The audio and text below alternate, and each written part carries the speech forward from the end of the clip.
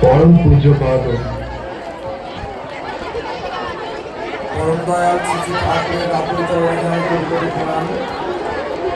পরমারাধ্যা জাগরণ শ্রী পরমা ঠাকুর চরণে জানাই পরম পূজ্যপাদ শ্রী বর্ধা ঠাকুর চরণে জানাই আচার্যদেবের ঠাকুর চরণে জানাই আজকে এই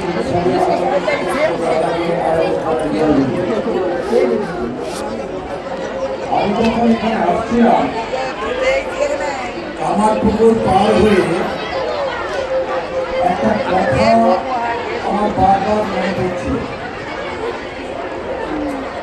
একদিন ঠাকুর রামকৃষ্ণ রাত্রেবেলায় বসে আছেন, তার ভাগ্নে দেখতে পাই যে আমাকে একটু কাল শহরে যেতে হবে। কেন তুই শহরে যাবি কেন? ওখানে আমার যে একটু অল্প জমি জমা আছে সেগুলো যদি দেখাশোনা না করি ফসলের সময় ফসলের ভাগ ঠিক মতন পাবো না। তিনি বললেন যে তুই যদি চলে যাস তাহলে আমার